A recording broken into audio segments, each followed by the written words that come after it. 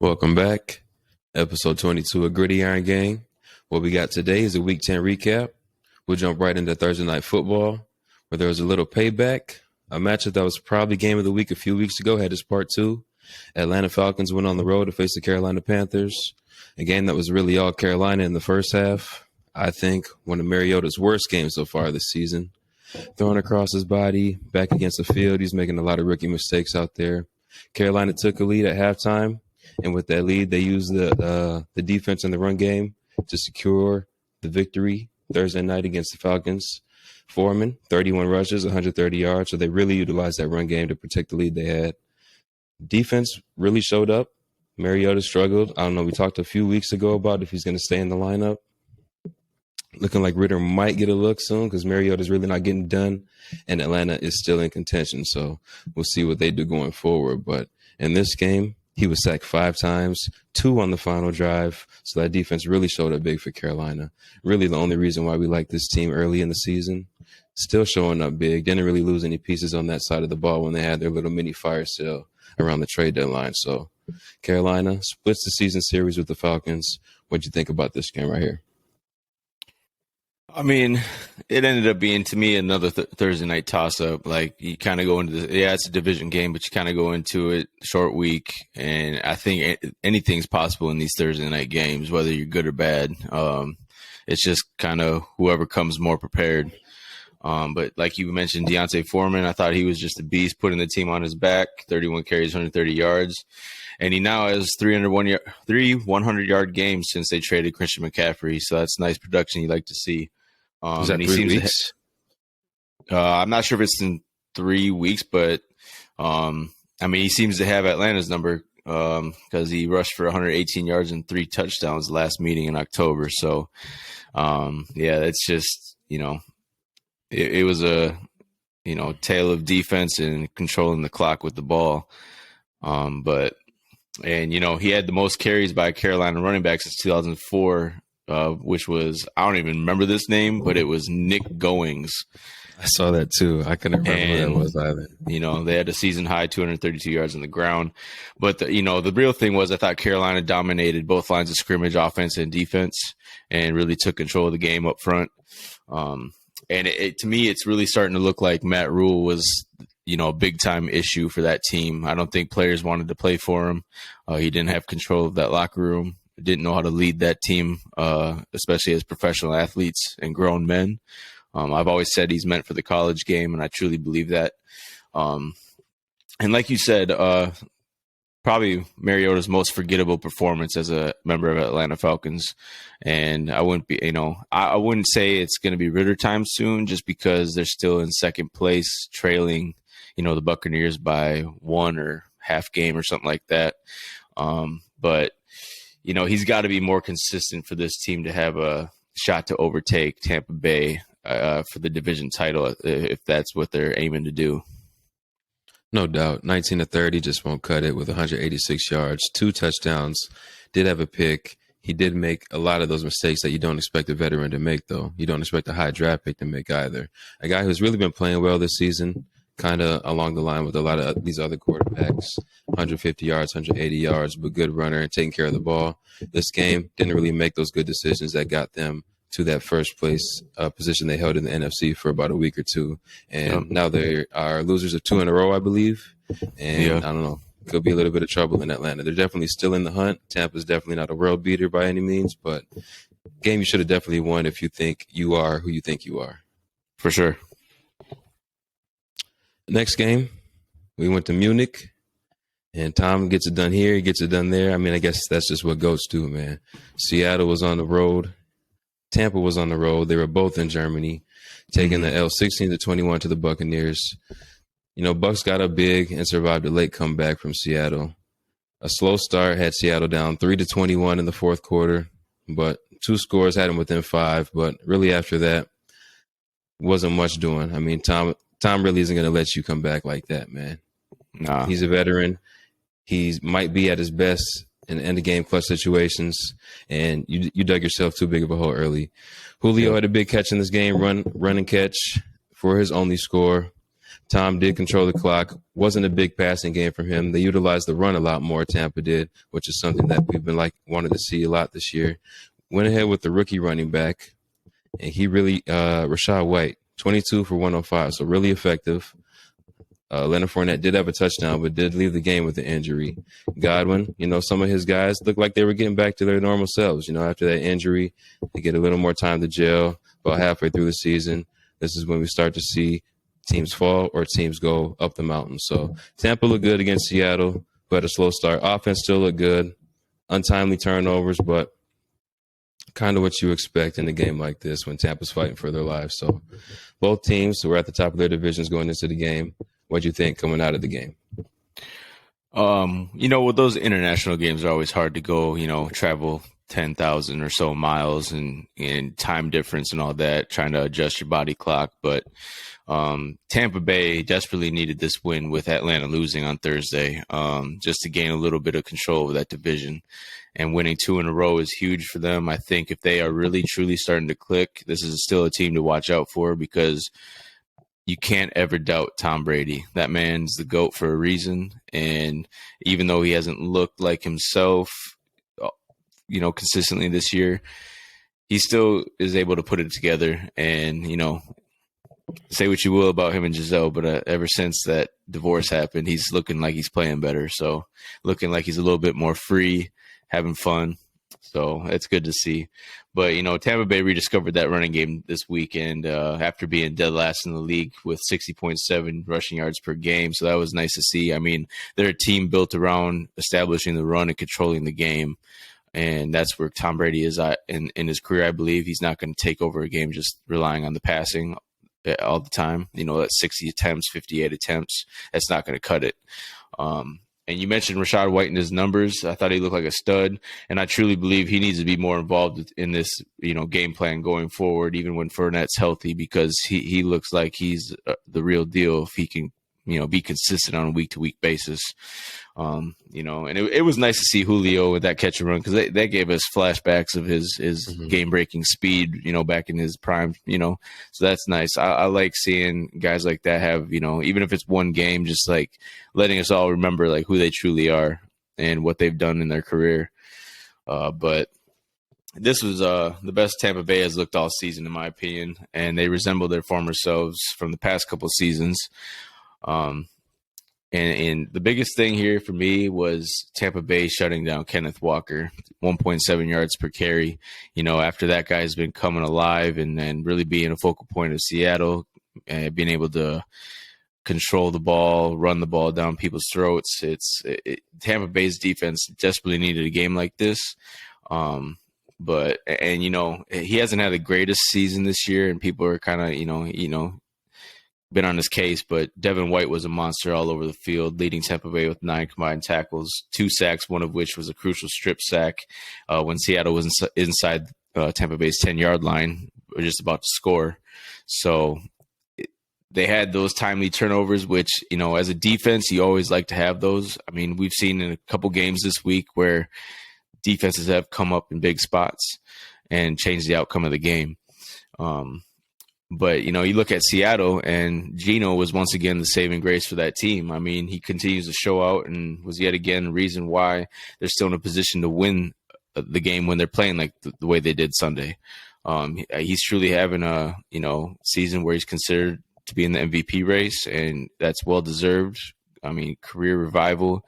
It's just to see a guy like that go from nothing so far in his career to just putting that team on his back and truly being a leader, captain, even if he's not wearing the C on his chest. They got playmakers over there. They got a solid defense. So I'm not too down on Seattle losing this game. They're still, what was it, 6-4 now? So they're still in a position to make the playoffs. So they just got to keep being consistent and putting it together on every phase of the game. Yeah, I wouldn't be discouraged if I'm a Seattle fan after this game. You're playing against a team who had their back against the wall. You're going on a long trip across the water to Germany. So the slow start was kind of expected for one of these teams for sure. Seattle, you just got the short end of the stick on that. On this Tampa Bay front, they didn't really have a balanced attack, but I think this is what they're going to have to do going forward. This is the formula for them. You mentioned it, 58 passes, 60 passes. That's not the way for Tom Brady and this team to go forward, to win games going forward. I know they have the weapons to do so when they're all healthy, but 44 rushes as a team might be a little much. You might want to even that out to only 29 attempts, but I'm fine with having 15 more rush attempts than pass attempts. We know Tom Brady's not going to make mistakes. He's going to make the most of those pass attempts. He's going to be very efficient, and he was in this game, 22 of 29, 258 yards, 2 touchdowns. He did have an interception, but typically not something we see from Tom. No interceptions in that interception category. So for Tampa Bay, I think you might have found something. You got some receivers that look like they're a little healthy. They got their feet back under them. So this might be your formula going forward. Seattle, like I said, I wouldn't be discouraged. We'll move on to the noon games. If you don't have anything else to say about these two right here. No, I covered everything I needed to say about that game, I think. Okay. So this first one, we'll get right to it, man. I mean, there was a lot of speculation leading up to this matchup. Was Josh Allen going to play? Was it going to be Case Keenum? Ultimately, we got the MVP candidate, you know. On the other side, he was looking at another MVP candidate, a guy that we mentioned in our honorable mentions last week, episode 21. But I think after yesterday's performance, we might have to take him out and put in JJ, man. This game didn't just feature history being made, but it was big plays, big runs, crucial turnovers. And, you know, I just mentioned JJ. We had Odell. We had George Pickens earlier this year. We even had Diggs earlier in the game. But now we got JJ, man. Maybe one of the best catches in history. And that's all I got to say on this game, man. Tell me what you saw. Man, there's no doubt, bro. This is what a game. Game of the year for me. Instant classic. And that's as good of a regular season game as you can get, truly. I mean, I truly believe that. Just like the back and forth, you know, the craziness of it all. And the JJ catch, I mean, we can debate, you know, where it ranks in history on best catches, but to me, that's going to go down for me as the best catch I've seen. Just being able to come away with that one-handed when the defender had 2 hands on that ball, and he just snatched it away with one hand. And for that ball to not hit the ground the way he came down, unbelievable. But, you know, starting from the beginning of this game, you get the Vikes who force a 3-and-out right away after the kickoff. And then they had their classic fast start, first drive touchdown that we've all come to expect, but once again, went downhill from there. And, you know, got 2 quick TDs by Devin Singletary. And, you know, I think that was the first one was his first rushing touchdown of the year.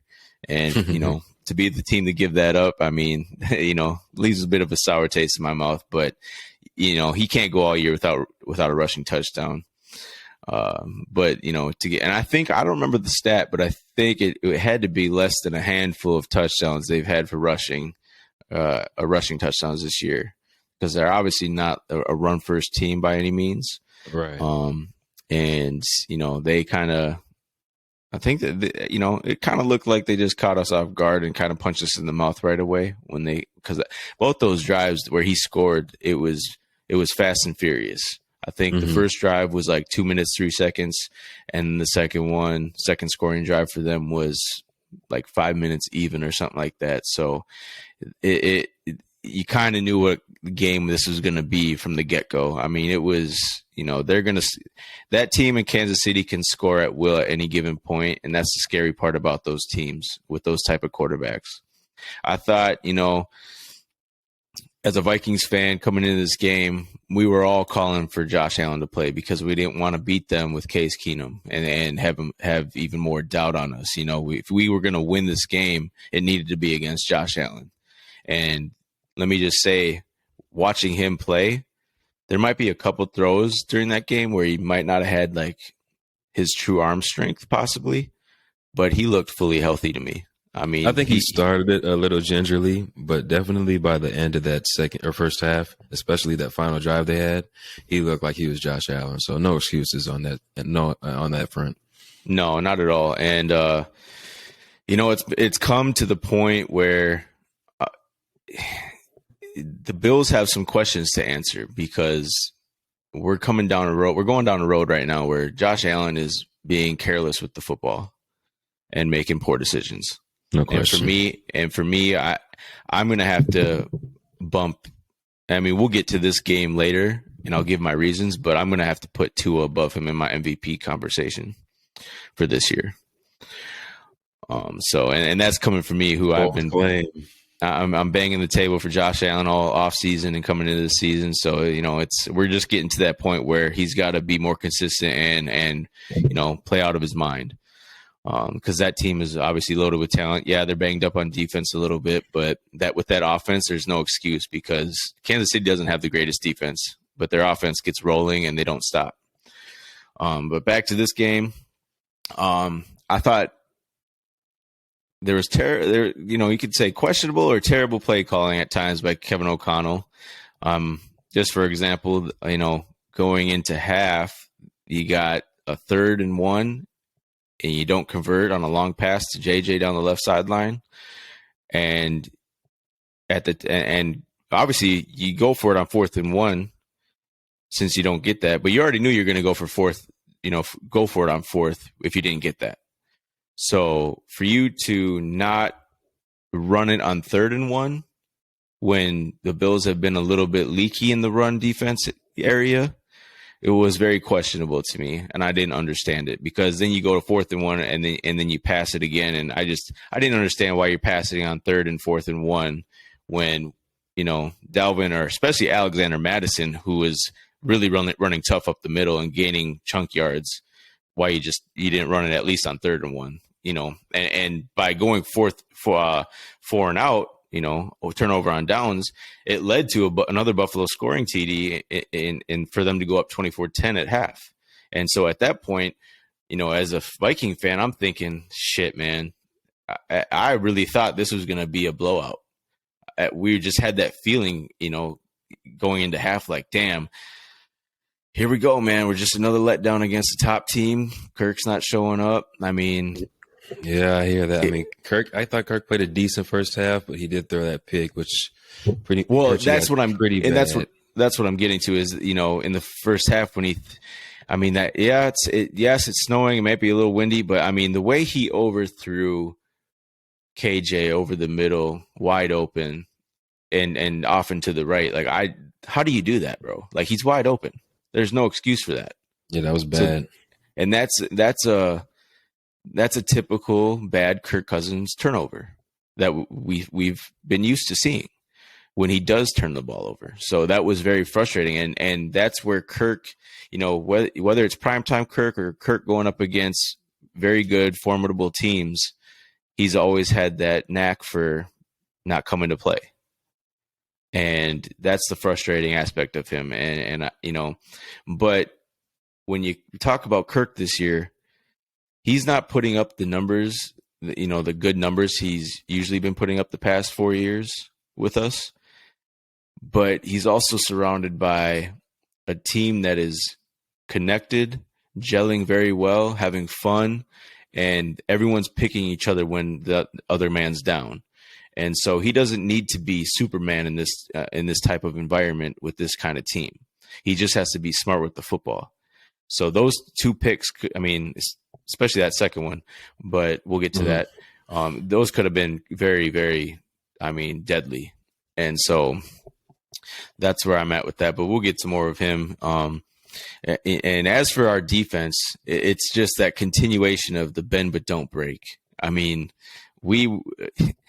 I didn't understand why we didn't have at least, Brian Asamoah, him being the sideline to sideline speed linebacker that he is, why he wasn't in more and why he wasn't spying Josh Allen, because we knew Josh Allen was going to torch us on the ground, which he did. He ran all over us. And in the second half, it got a little better with Harrison Phillips, commanding double teams and clogging the running lanes up the middle, where Josh Allen was getting us in the first half, but he was still able to take off on the outside and get very long gains and break tackles. He's breaking Eric Kendricks tackles, which is, that's crazy for a quarterback to do, but he's a huge quarterback. He's got speed. And, even though Josh Allen, has had a couple games this year, this included, where he hasn't played his best, he's still very talented and scary quarterback to go up against because he's capable of so much. It's just, I think with Josh Allen, he's got to be more comfortable taking some dink and dunks rather than trying to get it on the ground all the time or trying to always get that big, huge, explosive play. Because you don't see much dink and dunk from him at all. It's either, interception or it's a huge gain or on the ground or in the air. But, so it's with our defense is bend but don't break. And once again, it's the timely plays when we need them most that we come up in the clutch. And I don't know. I don't have an answer for how it happens or why it happens, but it's nice to see because we haven't had that type of defense in a while, even though this defense gives up a lot of yards and will let teams drive on them. So,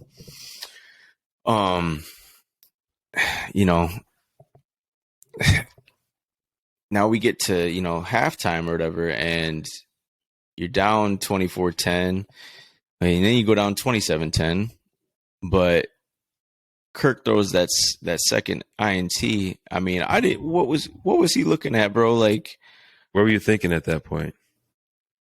Oh, I said Kirk will be Kirk.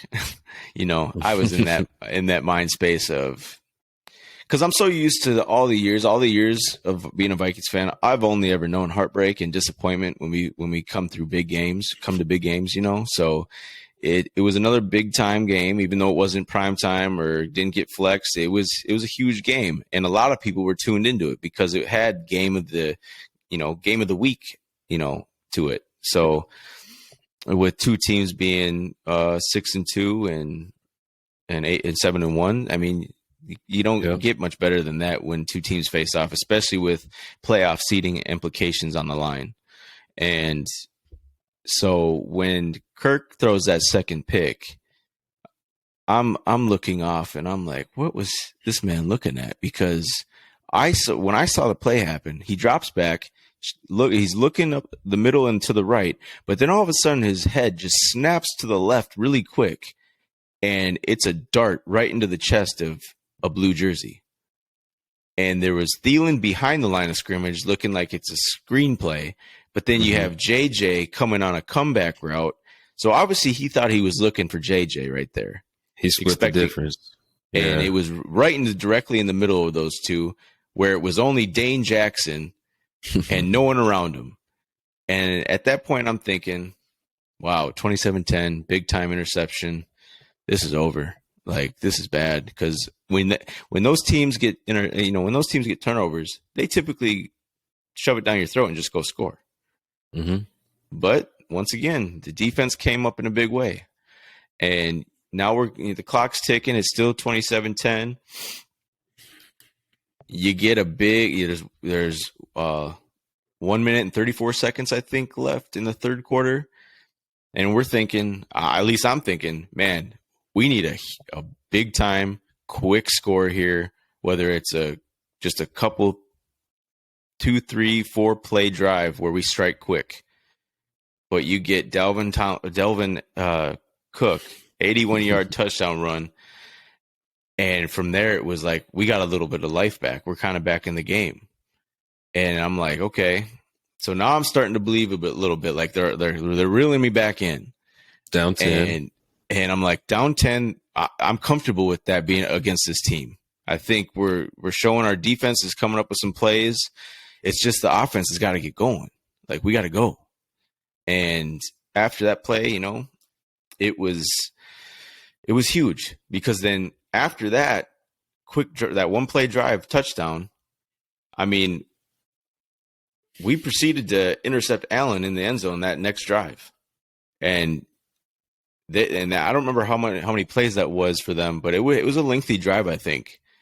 And that's what I'm talking about with Josh Allen. He's got these timely, terrible decision turnovers that he's been doing this year, whether it's fumbling or interceptions. And I think it was, it was 4th and something from the 7-yard line or something like that, I believe. And I don't know what he was looking at, but it just looked like a bad forced throw, P2. And I'm thinking, take a knee in the end zone. the old man that he is dashes out of there. Legs give out after 39 yards. Oh man, I thought he hurt himself bad. I thought it was a pulled hammy for sure. Like that man, I mean, but and credit to him because that dude's been, I mean, he's been up and down, I think, for the most part this year, but he's been clutch. He's been very clutch. And the thing about P2 is even though he's lost some speed and he's lost a step, he's so smart with film study and everything. He knows tendencies.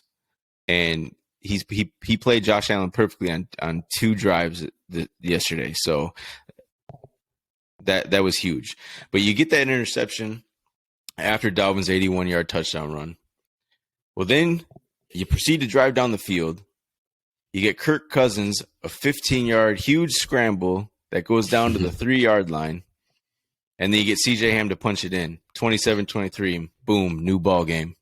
Don't forget Kirk lowering the shoulder at the 3. I thought I didn't expect, man, I was like, slide, man. And then he lowers the shoulder. And I'm like, this is the type of Kirk, that's the type of baller I want to see out of Kirk. Like, that is what I'm looking for out of a quarterback.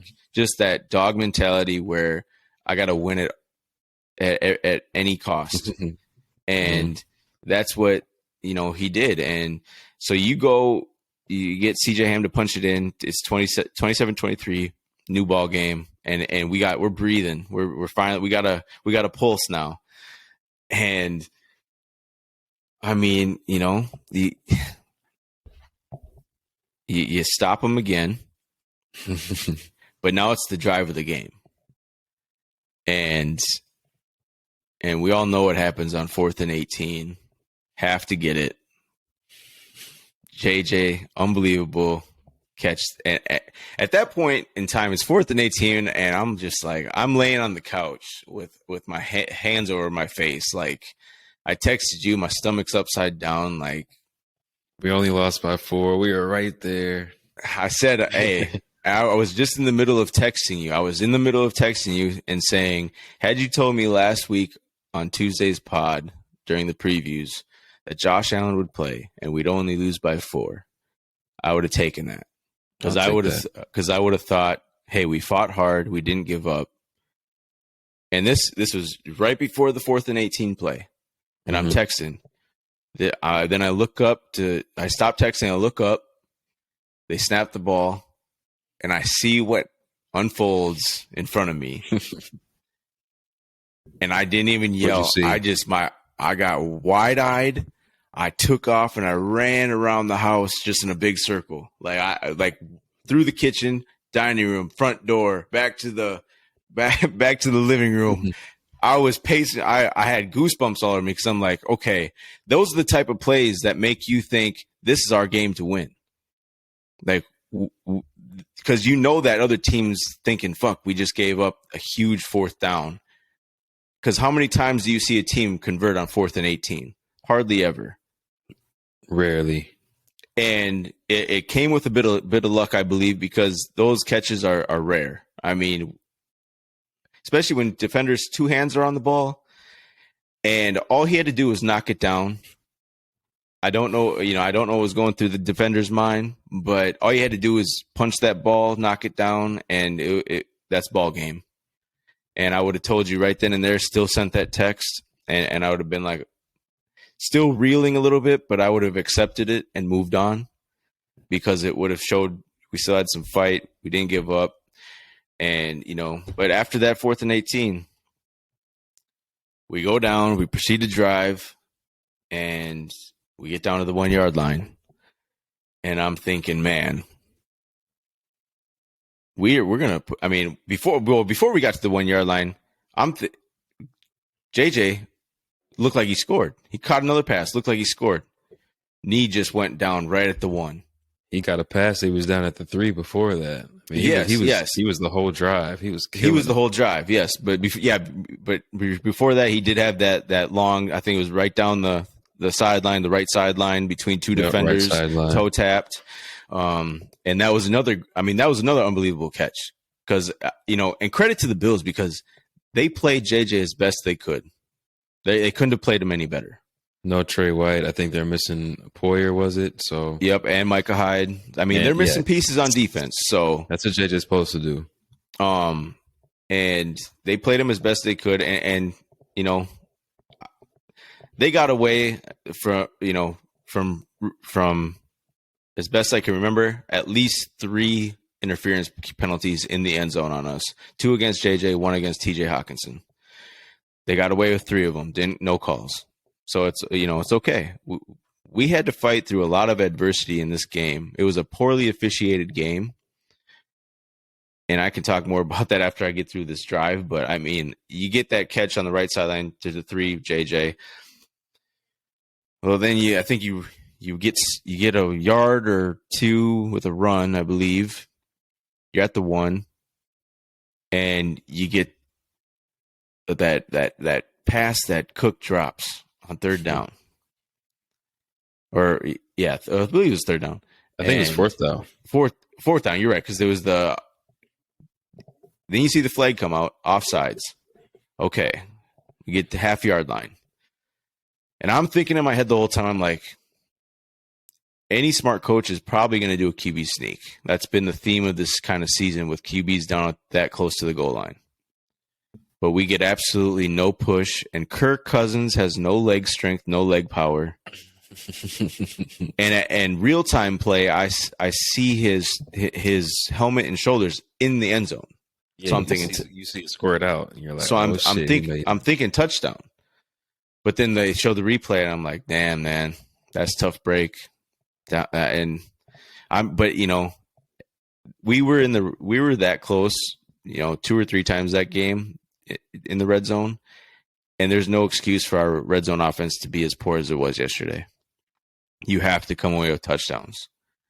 There's no, and that's my other point is I was very disappointed with how underutilized a guy like TJ Hawkinson was down there, because that's a big body. And those are types of guys you want to focus on in the red zone. And, I don't know the reasoning behind it, or, maybe he just wasn't getting the looks. I don't know. But it was, I thought he would have been more part of the game plan. He did have he did have a few timely catches, especially one on 4th and 6. That was huge. I mean, you go back to the game, and it was the amount of 3rd and 4th and longs that we converted was insane. There were so many times. A lot of check marks that game, I believe. Yeah, it was. I've never seen a Vikings game where we've converted, 3rd and 8 or more, or 4th and 8 or more. I mean, I've never seen that before from a Vikings team. It's just we usually are not converting like in those situations, and to get the big timely plays that we did yesterday was just incredible. And I mean, so you get, and you get stuffed at the 1 yard line, half-yard line, and you're thinking, and I think the stat was after that play, the Bills had a 99.9% probability of winning that game. I think it was 0.1. Bad snap. I don't know if Josh Allen just didn't go get the ball, or if the center was worried about the rush coming, knowing how close they were backed up to their own end zone. But it was a bad snap. I'm thinking safety, because that's what, I'm thinking right before that, I texted you, y'all going to win this game. Safety, and then a field goal at the end. And so kicker's going to be the hero for the Vikings against the Buffalo Bills. And then out of the left side of the screen, I'm seeing P2 put his hand towards the end zone like, we got it. And Kendricks gets on top of it in the end zone. You'll never see a play like that. That is so fluky in football. But, I mean, that's the beauty of sports and football, let alone football. I mean, it's just – that's why we love sports. Forget all these analytics guys and they're not a good team because they're low on the DVOA or EPA or whatever the shit is called. Like that before analytics, how did you judge a good football team? Wins and losses. Mm-hmm. And so miss me with all the analytics. Yes, there comes a point where that stuff is useful, but we're about wins and losses here. Like, I don't care how it happens. That play though, just was the epitome of our season. This team, and I've never seen a Vikings team built like this that does not give up until those zeros hit the clock in the fourth quarter. They don't quit. They line up every play acting like they need to win this game. And that's what I love about this team. No matter how fraudulent you may say we are or think we are, or we beat bad teams and backup quarterback, it doesn't matter. We're 8-1 now. We were 7-1 going in this game, and we just have no quit in us. And that's based on the culture that Kwesi and KOC has brought to this team and organization. The team's bought in, and we have veteran leaders on here that speak that every day into existence with this team. And you can't ask for more from a team. That's all I ask for. Is I don't want to see us quit. I don't want to see us give up, whether it's in the play calls, whether it's us just hanging our heads. Like, this is, pro football, bro. You're getting paid millions to do this. The goal is to win a championship. Go out there and do everything you can possible until the clock hits zero to win the game, even if you're down by 2 scores. I mean, it's fascinating to watch because I've never been a part of a team, being a fan of a team that has been built like this. And it's pretty much the same team as last year. And that's crazy. Like, I have no words for it. Like, how many 1-score games that we lost last year, we flipped it around this year. That's culture, bro. That's just culture. And, sure. and then you get to overtime and we get the ball first, thankfully, because I'm confident now that we can go down and score. But, literally before we get to overtime, we don't have to go to overtime if we make an extra point. 27-23. That's 4 missed extra points now this season by Greg Joseph. That's unacceptable, and that's the part of winning teams. That's the part of winning teams that kills you is inefficiency from a kicker who can't do their one sole job. And a freaking extra point is a chip shot. There is no excuse. And all I could say is that kicking curse is still alive and well with this team, because it's not going to get any better. This dude's been erratic all season. You can't fully go into a kick, whether it's extra point or field goal, and trust the man. And that scares me. So you miss that. That brings us to overtime. And we get the ball first. We go down and we're within the 5-yard line and still can't punch it in. That was crucial. And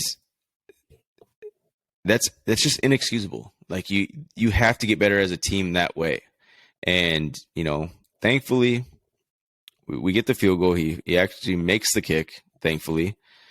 But then you get Josh Allen, who just gets his team downfield in no time. No time at all.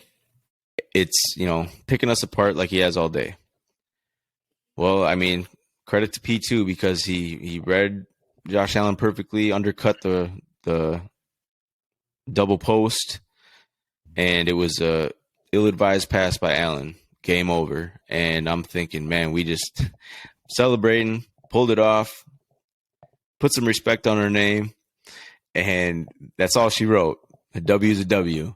We came back, we fought hard, no quit, and that's the one thing you might, and I truly do agree with, like, we have to eventually start putting teams away and winning convincingly, because good teams do that. Mm-hmm. We can't go all season doing what we're doing right now. It's not going to hold up. And we all know that.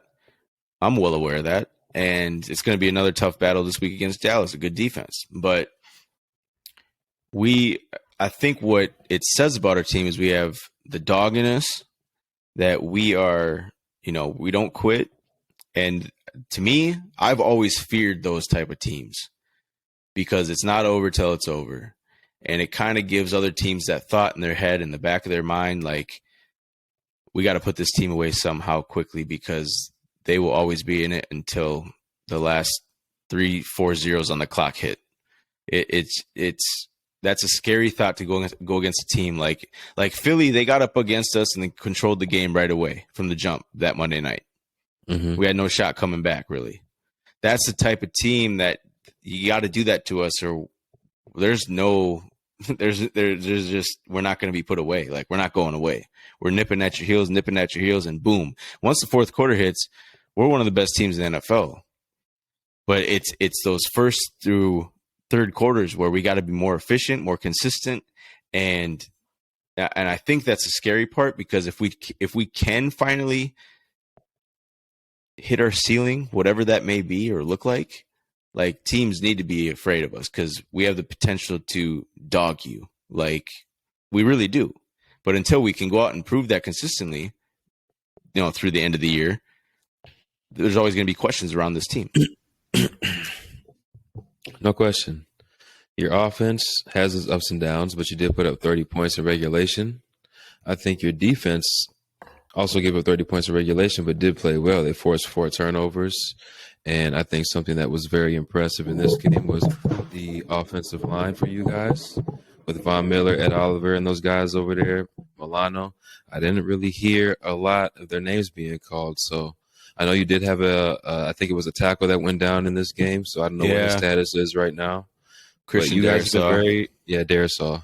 He had you a guys have concussion. been very impressive this year. Okay, so maybe a week, maybe not, but you don't expect that to be too long. No, and on that point, I forgot to mention, I mean, it's a credit to Blake Brandel, who came in and took over for him.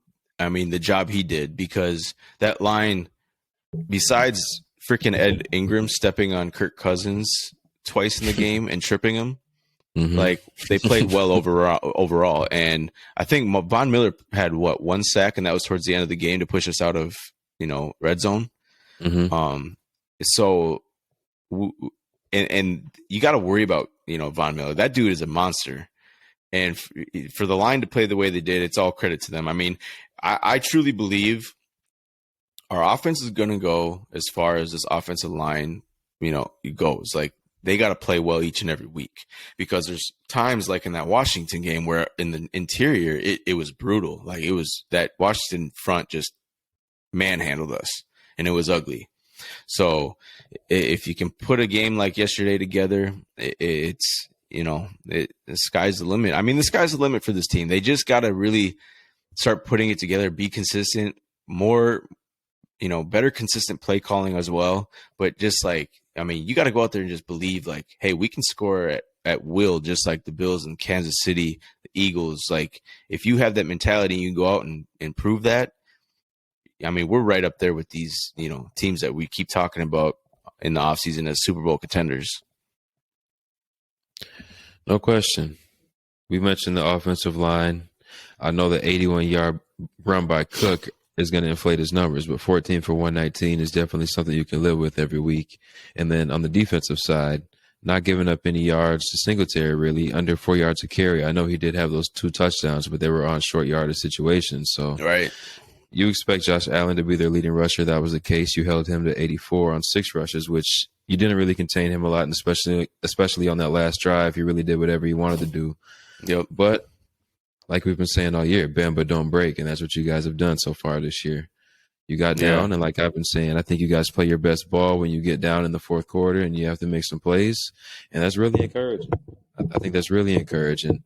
And going forward, I think you guys have really found the new confidence after this W. I think this is going to take you a long way in this season. This is a win that really gets the team believing like this is our year. And that, I mean, like you said, it goes a long way. And, another point I forgot to mention was, I mean, you could say they dogged us in the first half for sure. But for the defense to only give up 3 points in the second half is huge against a team like that. 3 and then 3 right at the end. So, I mean, honestly, 3 points for the whole half is very impressive against a team like that, who is a lot of people's Super Bowl favorites. Yep. You definitely have to take your hat off. Like I said, you guys checked a lot of boxes yesterday, coming back from the big comeback, making a lot of clutch plays, converting on long 3rd down and 4th down conversions. I mean, man, turnovers when you needed it, even a big kick when you needed it. I mean, I know you did miss the extra point, but there was a lot of boxes that were checked off for Vikings fans yesterday, in my opinion. For sure. And I believe Vikings fans all around should be, relishing the win. But at the same time, we know this is still the Vikings, and we got to take it 1 week at a time. And every week's a new week, a new season.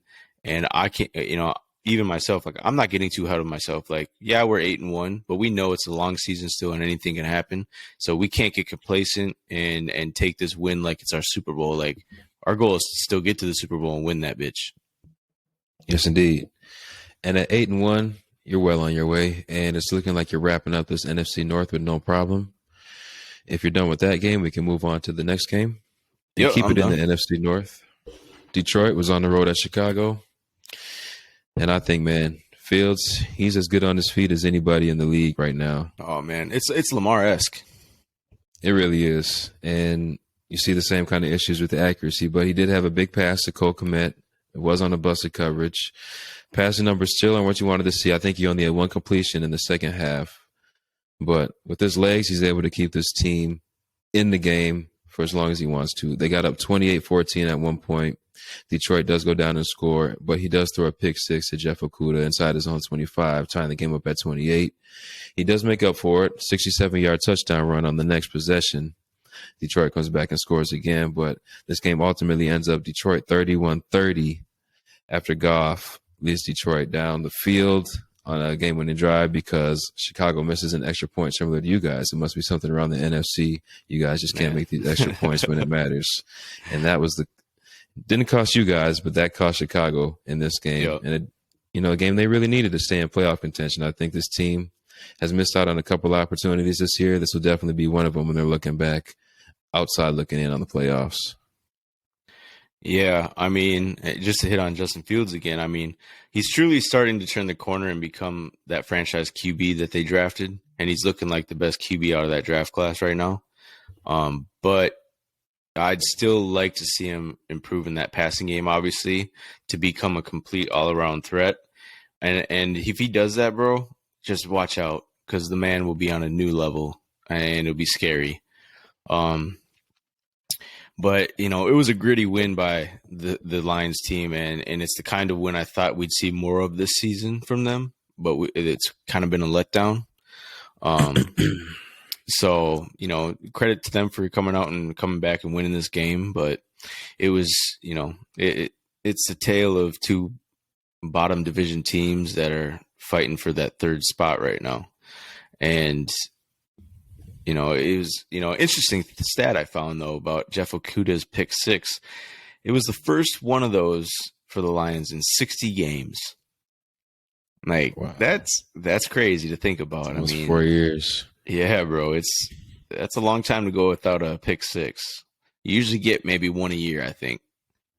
Maybe two, a couple. Just cause. Yeah.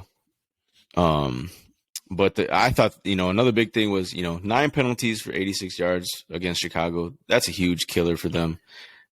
I think Detroit only had, 1 or 2 penalties? I mean, you just can't do that. Yeah, maybe 3 at most. But, I mean, when you get 9 penalties and 86 yards against you, that's a complete killer for you. You can't win games like that.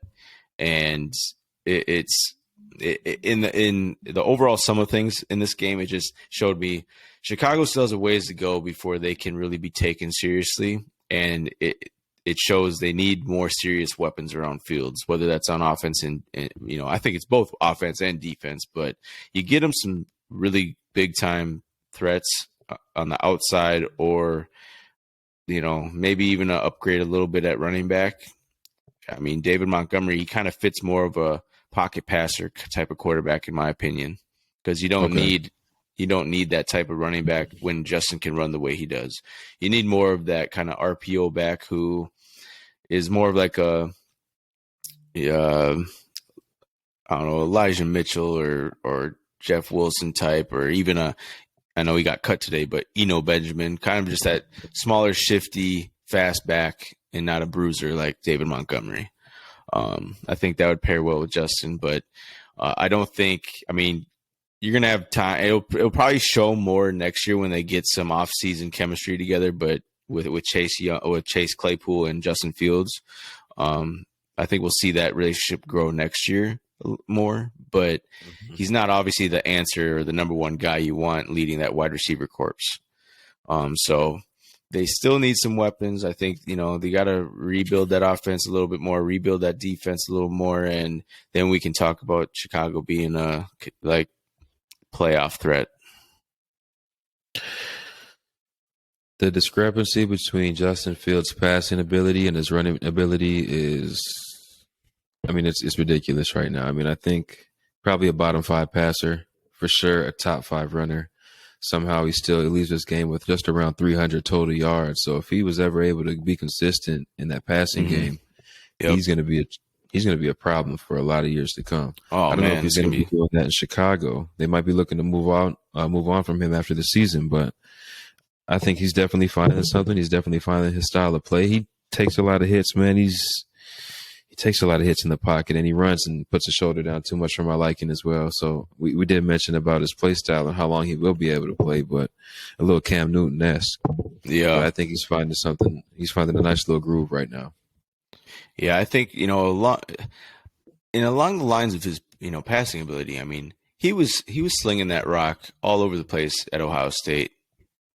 And it didn't translate to the NFL right away. Like, it just goes to show the discrepancy from college play to NFL play. And whether that's Big Ten football, SEC, it's more so like that outside of the SEC realm, because we see more NFL ready guys from the SEC. That's just like a G League.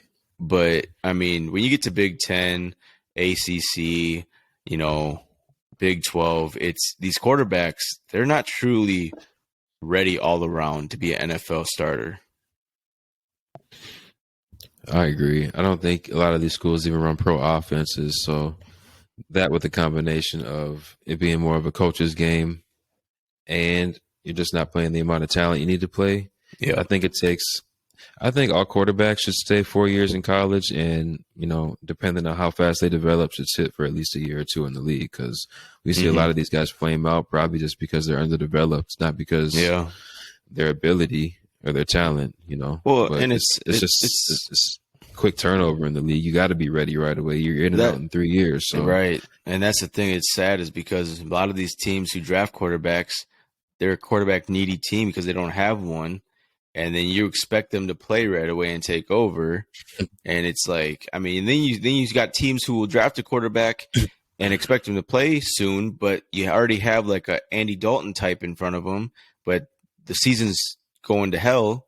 And then you try to force him in there, and it's even more of a clusterfuck because they're not ready. Steelers.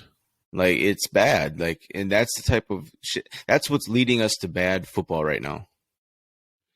That's why coming into the season, I thought we really had 15 quarterbacks that I was confident in.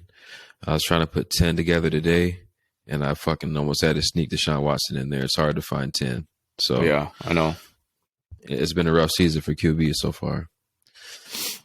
Moving on, we have the Jaguars on the road in Arrowhead facing the Chiefs. Jacksonville starts this game with an onside kick, which they recover. They go down, don't score any points. They get a turnover from the Chiefs, go down, don't score any points. So having 2 free possessions, not being able to capitalize, that's pretty much how you know how this game is going to go. KC goes and scores 20 unanswered. They also miss an extra point of their own right before the half, but Jacksonville scores after that possession, goes down, and makes it 20-7 at the half. But Chiefs really didn't look back after that 20-0 lead. 27-17, they take this game. Mahomes was really the story of this one. 26-35, 331 yards, 4 touchdowns, did throw an interception. The team ran, which was also another storyline in this one. 27 rushes for 155 yards. Kelsey, Tony, Valdez-Scantling. Nice little 3-headed monster that Patrick Mahomes has out there. Juju did leave the game with an injury, but that's a nice little core he has to get the ball to out there. McKinnon out the backfield, Edwards-Helaire. A lot of weapons out there for him and Andy Reid to utilize. On the other side, we have Jacksonville. Lawrence was 29-40, 256 yards, 2 touchdowns. So really not a bad game. 2 good games for Lawrence in a row, I think. The team didn't really rush like they were used to. Etienne didn't really have the big game he's been having these past couple weeks. Christian Kirk did have over 100 yards and 2 touchdowns, but they did give up 5 sacks, and those were big plays in this game. Kansas City ultimately leaves this game 27-17, 10-point victory. Yep.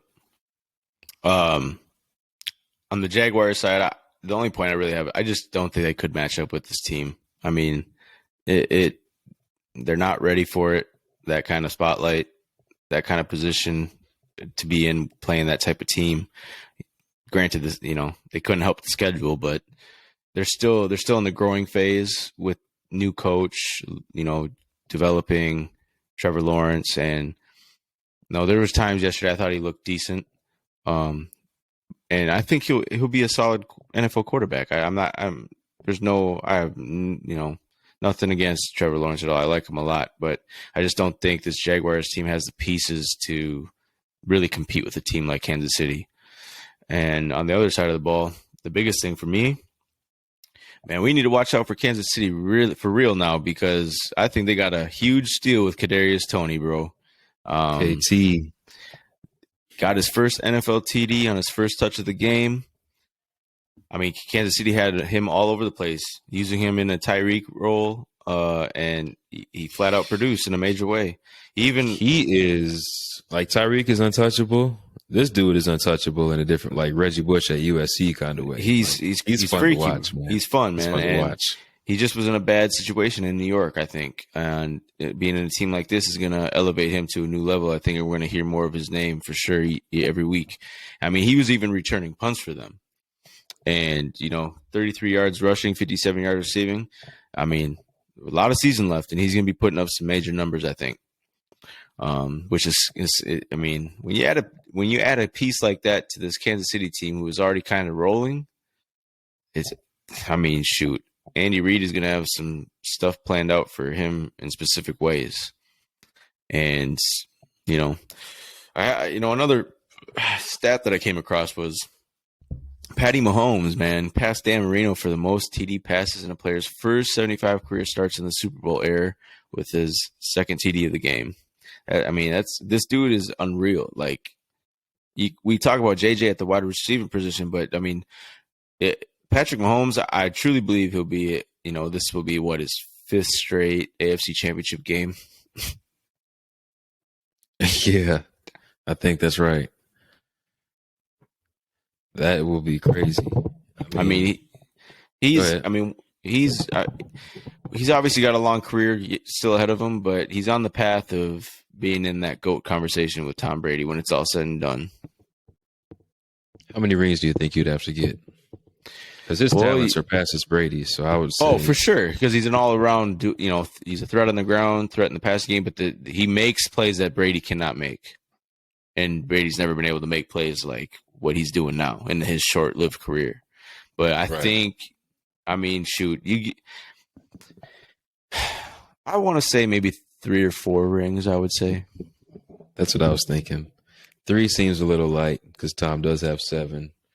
But, 4 let's seems think like about a lot it, of rings, though. Peyton only has 2, and 1 was on the strength of Denver's defense. So with how hard football is, and to get to the Super Bowl, let alone win it, to do it 7 times, I know that'll probably never be done again. It's that Bill Russell shit. So for that's why Brady is the GOAT for sure. But I think talent-wise, and if you can get 3 or 4 Super Bowls, I'm putting Mahomes right in that conversation. No question. I've told you this before. I think Peyton's better than Brady, but if you want to account for all the accolades, then you got to put Brady 1, no question about it. So Mahomes definitely has a chance to get into that top 4 or 5, 2, 3, 1. Yep. He really is like that. Next game, we have Cleveland on the road at Miami, and not a lot to say about this one, man. Miami is 7-0 when Tua starts games, and they had 30 points before the fourth quarter started. This one was 17-39, and I'm still not a believer, but little by little, I'm inching over to that side. This offense, something crazy when he's back there. Tyreek and Waddle didn't even go off. They had a couple of no-name guys that I don't think I've ever heard of before score touchdowns early in this game. They were able to force a turnover from Nick Chubb, which really changed this game early in the game, I think. Without Deshaun Watson, this team just doesn't have the firepower at the quarterback position. Wow. At the quarterback position to hang with this Miami Dolphins team. Right now, I don't know if anybody does. If the defense is going to play like this and the offense can put up 39 points, they were missing extra points, field goals as well. So they had an easy 40 points this game. Only had 39, but very impressive win. nonetheless. Yeah, and I know I picked Cleveland to upset them, but Me this too. was just a shellacking, bro. Like, I mean, This is over quick. the Cleveland defense did not look good. I mean, and that's a credit to Miami, I think. I mean, and how crazy is it? If I would have told you after week 10, Miami would be first place in the AFC East, what would you have said? Well, I thought Miami season could have went one or two ways, but I definitely didn't think they'd be first in the AFC East. Second at best. I always said second at best. I just, I thought Buffalo would be too powerful to, overcome, but them and the Jets, I mean, it's crazy to think the Bills are 0-2 in that division. That hurts big time. And both the Jets and Dolphins are 2-1. So this is going to be a fun 2 months, ending the season, seeing who's going to slug it out to take that top spot.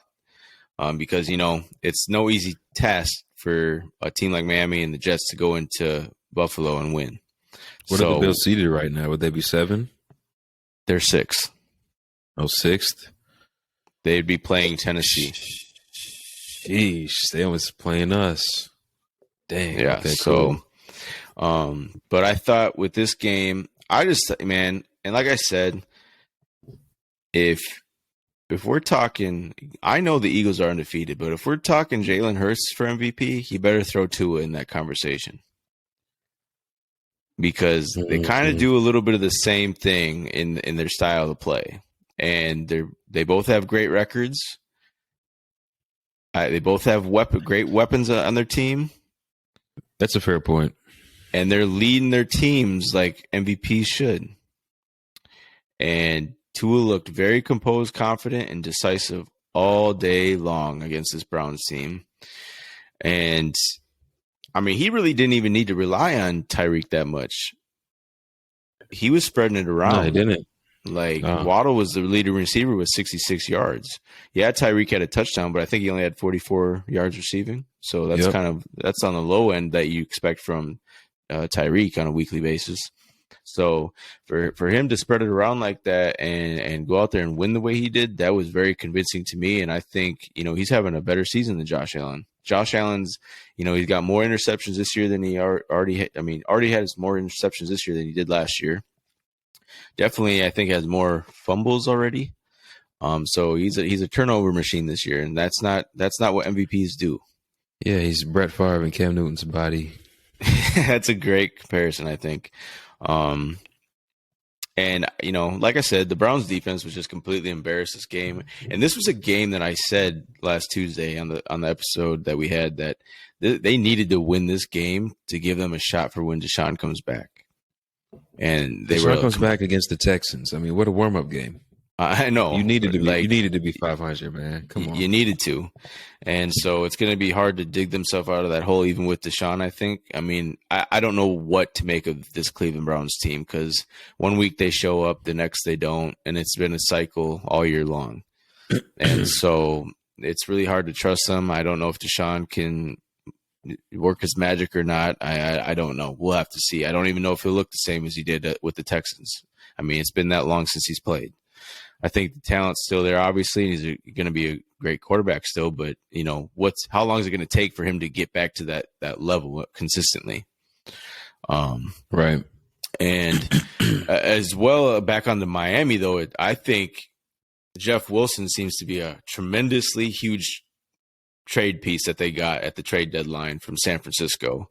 17 for 119. I mean, this man, and obviously he's familiar with Mike McDaniels or whatever, and you got to give props to this head coach, man. He's running this team like a well-oiled machine. I mean, just the way he runs the offense and the game plans and sets them up for success.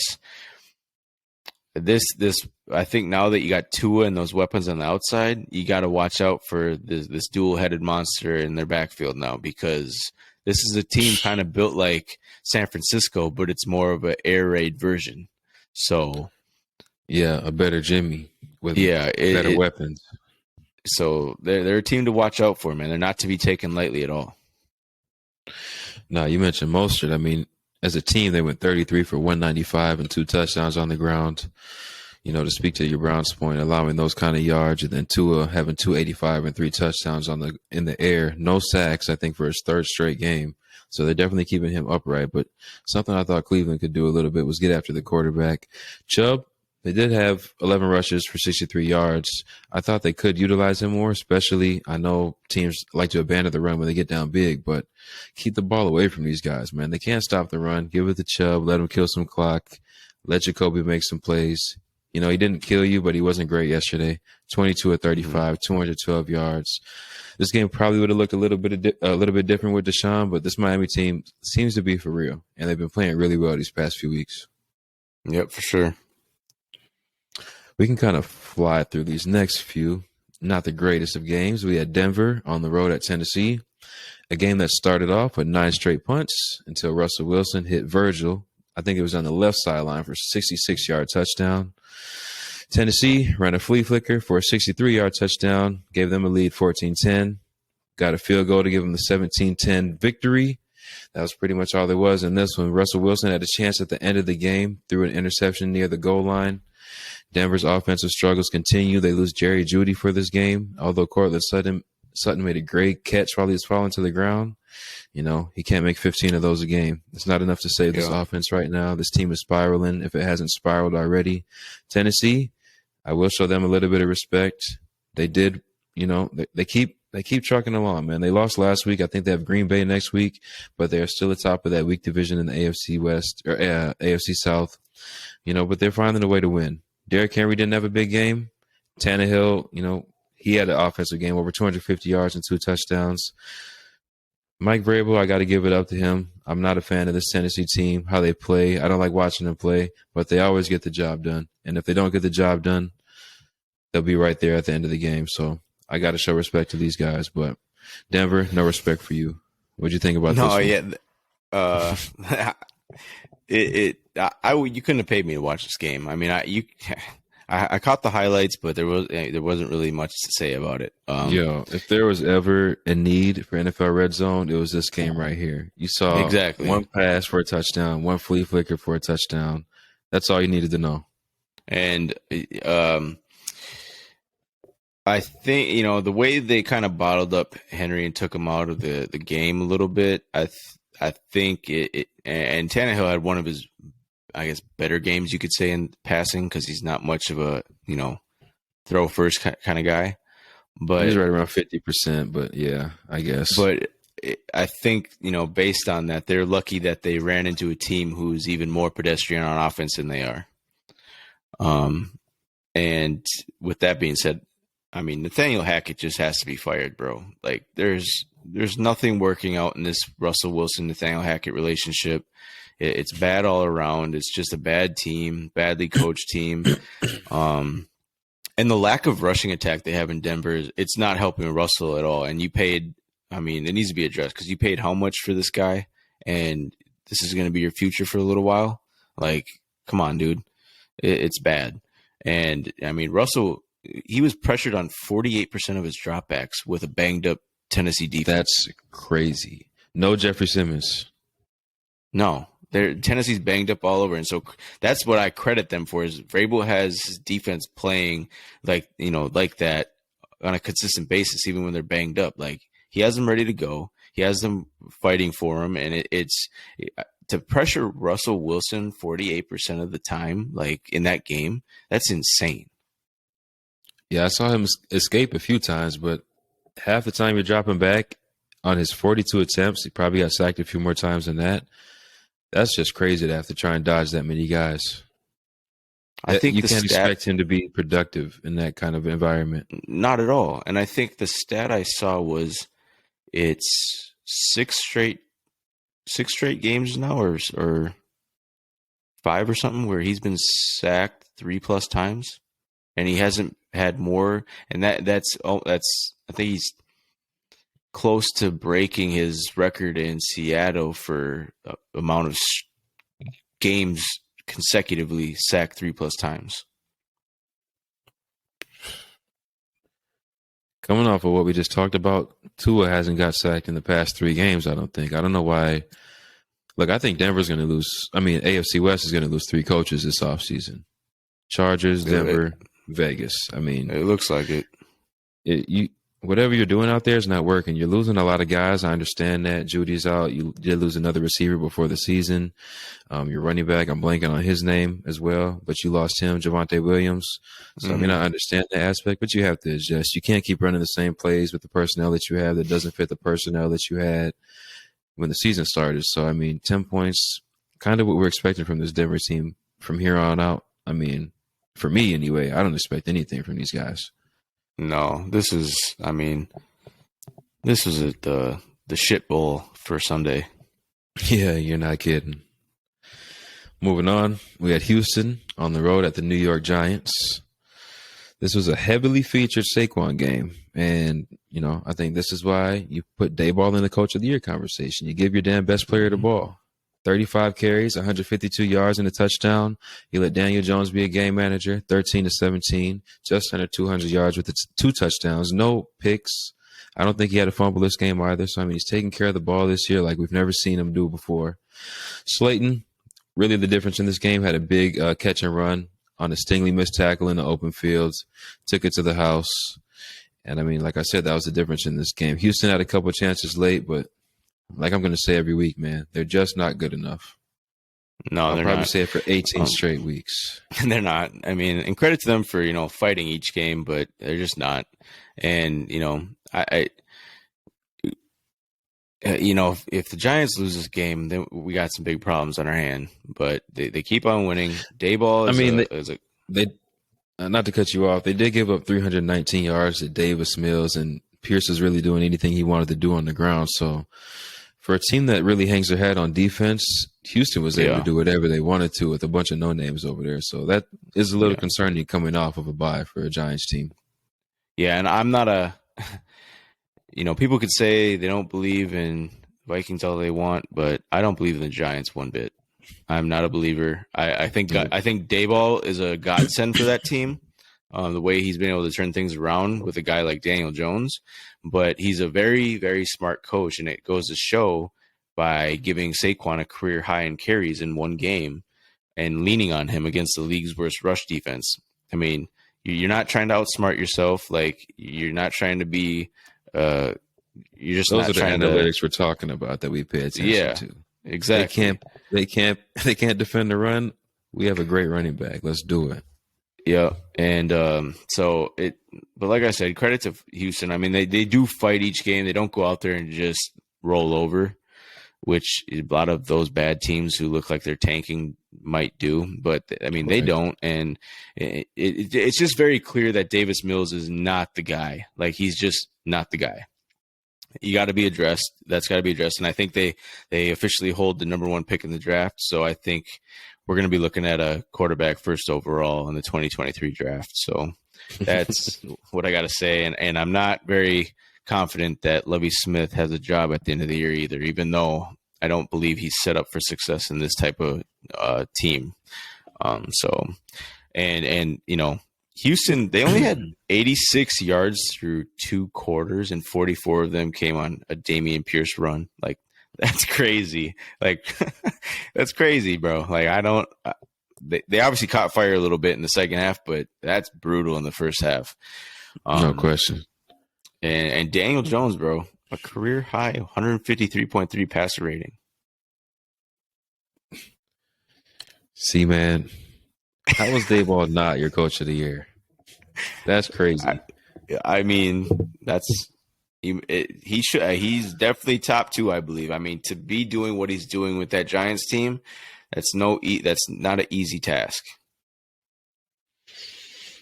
Wow, 153.3. That's amazing. Anything else on this game before we move on? Nope, that's it for me. Let's see here. Is this our last noon game? I think it might be. We have New Orleans at Pittsburgh, taking a loss 10-20. Watt was a presence in his return to the field, and Pickett gets his first W as a starter for the Pittsburgh Steelers. Dalton, 17 to 27, 2 picks though. I mean, that's pretty much been the Achilles heel of this New Orleans team. Either they're not showing up, being consistent, or they're having crucial turnovers that lose them the game. Pickett had an okay game, 18 to 30, just under 200 yards. There was a Najee Harris sighting. He had also just under 100 yards rushing.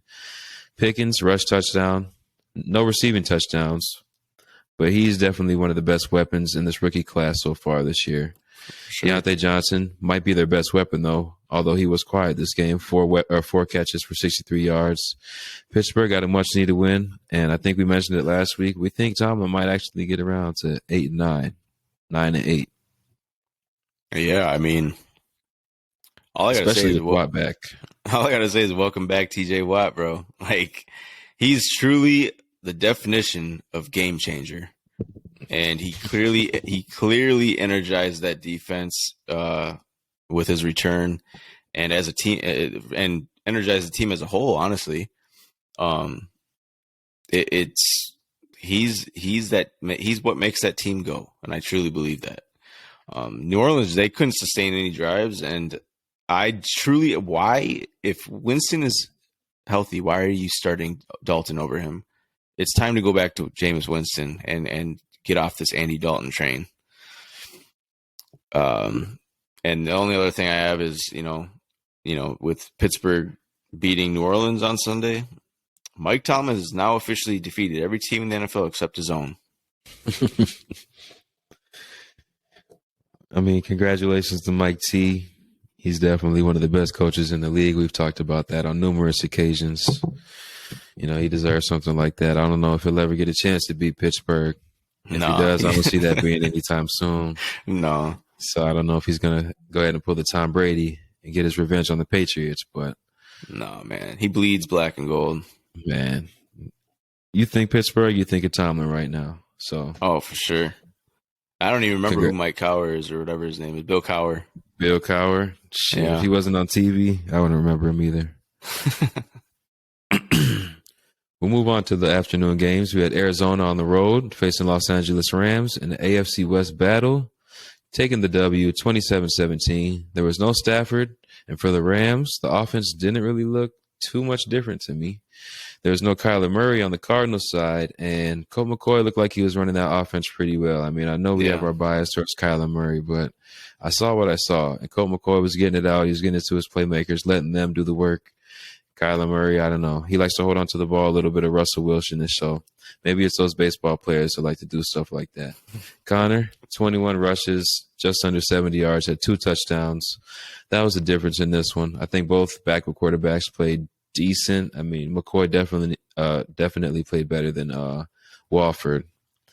But McCoy did leave the game for a little bit. Trace McSorley came in, former Baltimore Raven, former Penn State Nittany Lion.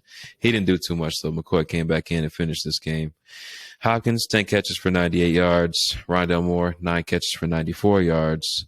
I think a big story out of this game outside of Los Angeles Rams spiraling out of control. Cooper Kupp, 3 catches, -1 yard.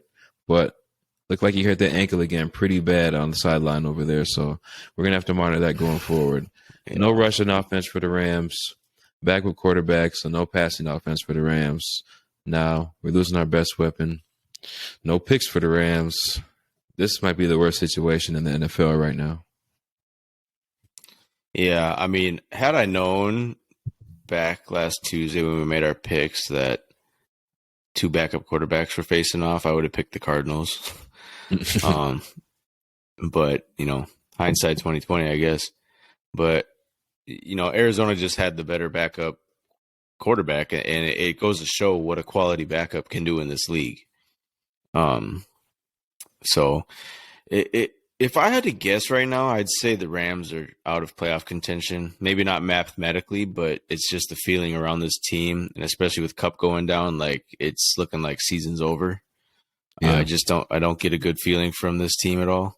And it's just like you said, spiraling out of control. It's just every which way you look, it's something bad happening, and not a good thing. And it's they're just a mess. I mean, they don't even come close to resembling that Super Bowl team from last year, and it's truly a shame and disheartening. But the big thing on Arizona's side, though, like, I think Rondale Moore should really be heavily featured alongside D-Hop going forward. I mean, he's really starting to take off and show that he's a big-time play threat in this league. And if you can utilize him and D-Hop nicely, I think that offense could really start to be something good.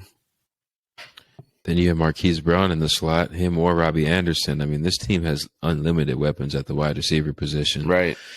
Still not a team I have confidence in. No. But going forward, you know, they can be dangerous for sure. If not a playoff team, they can ruin some teams' chances or fuck up some seeding going forward for sure. Yep. Next game, new coach. Who this? Matt Ryan gets the start for the Colts. Yes, sir. Watch out. Jeff Saturday, very vibrant, very enthusiastic, full of energy. Got his first win as the Colts head coach. Like I was saying, Matt Ryan got the nod at starting quarterback. Sam Ehlinger back to the bench. Led the team down, go-ahead drive in the fourth quarter to a victory against this Las Vegas Chargers team. Former Defensive Player of the Year broke up a pass, Stephon Gilmore, against Devontae Adams in the end zone for the last possession of the game on fourth down for the Raiders to have a chance to go ahead and win this game outright. Carr, very disappointed after the game, crying at the podium. 24-38 in the game, 248 yards, 2 touchdowns. I know we said before the season, at least I said before the season, this guy's probably one of the best leaders in the game. You know, that post-game, whatever you want to call it, presser, you can definitely tell he cares and that this is affecting him a lot. He's not the only one. I know Devontae Adams has expressed some of his sentiments as well and some of his frustrations. Josh Jacobs, obviously, before the season started, he had some as well, not only with contract disputes, but I don't know, man. Josh McDaniels, he might be one of those Nathaniel Hackett guys who is just relying on Tom Brady, Aaron Rodgers, and he ain't the guy who can get the job done. No, I'm calling it right now. Josh McDaniels is going to end up back in Foxborough as the Patriots offensive coordinator at some point. That's why they don't have one right now. He has no business being an NFL head coach, and the position just doesn't fit him. Like, he is what he is. That's a great offensive coordinator, but he's not able to lead a team and manage all areas. And I don't think guys really buy into what he's selling. And I think, like you said, it's possibly why, the Patriots really don't have offensive coordinator, because Bill Belichick he knows what Josh McDaniels is, and he's keeping that door open for him. And I mean, that's my prediction. These two teams are gutterball teams. Like, the Raiders are terrible. The Colts are terrible. I feel bad for Devontae and Carr because they truly do care. They're highly competitive. And they had bigger, more, highly anticipated expectations this year, and it's just spiraling out of control. And I think a lot of it has to do with McDaniels. I just think it's a bad fit. And I don't take anything serious about this Colts win over the Raiders. They're just, I don't. Like, congrats, Jeff Saturday, for getting your first win, but I mean, he tweeted like 2 weeks ago, the Raiders are horrible, and now he goes out and beats them as a head coach. Has no experience as a head coach or coaching in any capacity at college level or NFL, and just gets handed a head coaching job. The offensive coordinator he promoted, or whatever his title was beforehand, but promoted the offensive coordinator, is a 30-year-old who's never called plays on the college level or NFL level. And I mean, you played a bad team, bro. Like, you knew they were bad, and you're probably just as bad. You just squeaked out with a 5-point win. You knew this game was going to go one of two ways. They were going to play their ass off for Saturday, or they're going to get their ass whooped on a Sunday. They ended up getting the W against Las Vegas, who has really just not been able to win any of these close games this year. They beat us last year, week 1, in the close game, walk-off touchdown. I mean, since then, this team has really not been able to pull it off. I don't think they were successful at the end of the season last year against the Chargers. Do you remember that game? I don't remember who won. Actually, it was the Raiders, but this team this year has just not been able to pull off these close wins. I mean, we've been talked about it. I don't know, the first 5-6 weeks. This team's record really could have been reversed, but at this point, really looking like they're out of playoff contention. Going to be looking towards a new quarterback, maybe a new head coach next year. I mean, just a lot of turmoil out there in Las Vegas, man. Bad situation to be in for sure. Feel bad for Devontae, no question. Speaking of Devontae, we'll move on to our next game where he left his buddy Aaron Rodgers high and dry and to freeze in Green Bay while he soaked up the sun in Vegas. Dallas traveled to Green Bay this week, took an L in overtime, 28-31, in the I Never Needed You Bowl, where Mike McCarthy makes his return to Green Bay. Rodgers and Green Bay rally from 14 down in the fourth quarter and forced this game to overtime, where, I don't know, what do you think about this decision by Mike McCarthy to not kick the field goal on fourth down? That's 28-28. Is that why he is what he is, or is that an okay decision? Bro. Why Green Bay goes down the field and gets the field goal to win the game after that, obviously. But why, once you kick it, you're going to say? I mean, I understand, man. Your defense hasn't been playing well. I can understand why you want to force the 6 points. Your offense has stalled out as well. That's what I was going to say. Like, hey, I know you hate McCarthy. I know you hate the Cowboys. Company, man. You got it. Dak and company stalled out a lot yesterday, and they did. I mean, and CeeDee Lamb finally has a big day that everyone's been waiting for, and you just go and you waste it away. This is what McCarthy wanted, this win so bad that he risked it, and he lost it. And in a big way. And this was a game that I predicted should have been a blowout. And Rodgers showed up. And Rodgers obviously wanted to beat McCarthy very badly. And they got a big win over the Cowboys. Rodgers still owns Dallas. And this is what I get for slandering the Packers. Every time you bury somebody, they win next week. I know. I'm done doing that. I'm going to give them a lot of credit every week. I don't know. I just this win by the Packers. I mean, it might have just turned their season around if they're truly starting to click. And that's a scary thing for me because that's our rival, and I don't want to see that happen. But if they are clicking and it's starting to come together, then props to them for turning it around. But this was obviously a game that looked very familiar to me because this was a Packers team that I'm used to watching. Like, big timely plays, Rodgers, making huge plays, throwing it all over the field. But it was a heck of a game by Christian Watson, who's had a terrible year up to this point with drops.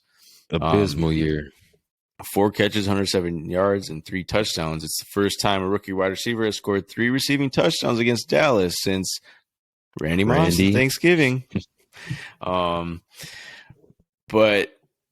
as good as this Dallas defense is, they really need to shore up that run defense because Green Bay gashed them, and they're starting to get exposed in the run game.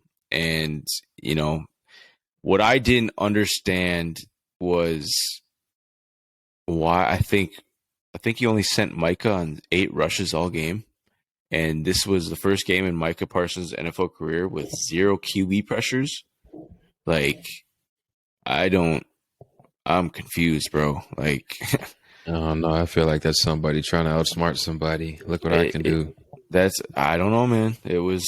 This was a weird game for me. I didn't quite understand it. And I'm not gonna, throw the Packers into being a true playoff contention, watch out for me type of team. But it's a signature win in this type of year they're having, where it's a type of win that can turn their season around for sure. It can. Their schedule is very tough, but you never know. They got that bad man back there. Like you said, this Russian attack was crazy. 39 for over 200 yards. If they can do that, we know Rodgers is going to take care of the ball. He was 14-20, over 200 yards, 3 touchdowns. I mean, their defense is solid still. They did lose Rashawn Gary, which hurts, but the defense is still solid. So, I mean, they have a chance, a slim chance, but they have a chance. It's a slim chance, but and they got a very quick turnaround for Thursday night. I mean, they're playing Tennessee, and that's not an easy task either with Derrick Henry pounding the rock. So, and then you turn around after that. I guess playing on Thursday, you kind of get a mini bye if you'd like to call it that. But then you go and then you play Philly at Philly. So I don't know how much more you can end up afford to lose. You're gonna have you have probably 1 or 2 losses for the rest of the season that you can afford. 2, I mean, you don't even want to touch that. Maybe really 2. 1, because you're already 6, 7's probably the limit. So it's ugly, but relax, as the man would say. You've been there before. I've been there. Wrapping up the weekend, Monday night game is currently going. We have Philly up 14-7, end of the first quarter. Chargers on the road last night were facing the San Francisco 49ers for Sunday Night Football. Taking an L, I believe the score was 16-22. I don't have it in my notes here. But 49ers went into the half down 10-16, but pitched a shutout in the second half, which is really why this coach is really going to have to get out of there for the Chargers next season. I understand a lot of those weapons are down, but you have top 5 quarterback and skill, talent, and production. There's no reason for you to not have any points in the second half. I know San Francisco's defense is good. It always is. I know they can run the ball and keep it out of your hands, especially with Christian McCaffrey now. But he wasn't even the big runner of the game yesterday. Oh, man. Mitchell, 18 for 89, and the team was 41 for 157, 2 touchdowns as a whole. So, looking at that on paper, you can understand it a little bit, but you really can't. If you know what you're looking at, Justin Herbert and this offense, Austin Eckler, you still have some playmakers out there, some elite playmakers. 0 points is unexcusable. Yep. But this team has been very underwhelming this year and very disappointing. So, not out of the realm of possibility and not out of the realm of expectations for sure for this Chargers team. Yeah, let me just start with the Niners are a scary team. They have a number 1 ranked defense, and they are able to control the clock. Yep. I mean, this is a team I don't want to see in the playoffs. And right now, if it ended, we'd be playing them at home, that would probably be my game of the week for the first round of the playoffs. But they're not a team I want to see. I do fear them because of what they have over there, and their record doesn't show. I mean, their record doesn't show like how good they are really. They now that you get Elijah Mitchell back, you have the scariest running back combo in the league. At least to me, anyway. But it's in the conversation. They're gonna continue. I mean, those two will continue to wear teams down, which is just a huge advantage down the stretch and into the postseason. I mean, when you can have a 1A, 1B, Elijah Mitchell, Christian McCaffrey, they both can, catch the ball in space. They can both run it down your throat. But at the same time, even with all that talent on the offensive side, I do have my concerns because, they're loaded with talent, but they only mustered 2 offensive TDs against a really banged up Chargers defense. Yeah. And they haven't been playing well all year. They're one of the more mediocre to worst teams of the league. So Debo, even with a banged up Chargers defense, they were able to pretty much smother Debo and CMC, and Kittle. He only had 2 targets the whole night on 27 routes run. So that's concerning for me. That I think Jimmy G needs to start showing us a little bit more in being able to lead this offense and be convincing on the offensive side of the ball, because we know what your defense is going to bring game in and game out. Like we know what this type of team is, but the scary thing is if this offense starts getting things to mesh and go in the right direction on a consistent basis, this team is very frightening, and I don't want to see them. So, because I believe Shanahan's a really good coach and he's proven it. So, but the Chargers, even being banged up, they gave us signs of what we expected from them before the season. I think, especially on defense with key pieces like Khalil Mack and company, but they're just becoming too banged up all the way around, and it's just They not. really It's are. not it. It's just not it this year. You got to go back to the drawing board, and I think that starts with replacing the head coach. I agree with that. On the 49ers side of things, I mean, we mentioned this all preseason, but quarterback is going to be the question mark for this team. Not just this one, but a lot of these teams. And I think Jimmy is what holds this team back. Yeah. Next season, I'm kind of wondering if they don't like Trey Lance, what Chicago's going to do with Justin Fields if he finds his way to San Francisco next year. I think that would be something absolutely deadly. That would be a deadly combination if they were able to pull off a trade or something for Justin Fields. I mean, I don't know. I can't see that happening, but just because of this new staff in Chicago being able to start convincingly, they're convincingly starting to show us that they're getting a hang of things with how to utilize him. And so depends on how they want to build that team around him, or if they even want to do that or go a separate way, because we obviously know that front office and that coaching staff didn't draft Justin. So we'll have to, watch out for that in the offseason. But yeah, that would be a deadly combination with Shanahan and that 49ers team. But I mean, it kind of makes me wonder, like, what team would we be watching on the 49ers side if Trey Lance never went down? Like, are we convinced with, I mean, we'll never know. But I still We'd don't be watching wing T offense. They wouldn't throw anything. I still don't have the confidence in Trey Lance right now, even not being able to watch him all season long this year, unfortunately. But I've never had the confidence in him to truly be an NFL quarterback. Maybe a very good backup at the most, but I don't see him leading and being a franchise, signal caller. So, but I do agree, Jimmy G holds them back. I said when Trey Lance went down that I believe Jimmy G is their best opportunity to resemble their former selves and get to the playoffs and do some damage, which I still do think that's true. But I mean, you gotta, any miscues with Jimmy G, they're very beatable. Agreed. Anything else before we get out of here? Notes? Anything? No, I think I've covered all my bases this week. It was a wild weekend, and I hope everyone enjoyed. So enjoy the video, like, share, subscribe, comment, and let us know where you think the Vikings Bills game ranks in the history of regular season games. Can we get a Vikings? What's the thing you do with the horn? Can you do it? I can't do that. You gotta sign off like that after my voice will probably crack, and we don't want to go through puberty again. I feel it. All right, man. We out of here. Appreciate y'all. All right, yeah. Peace.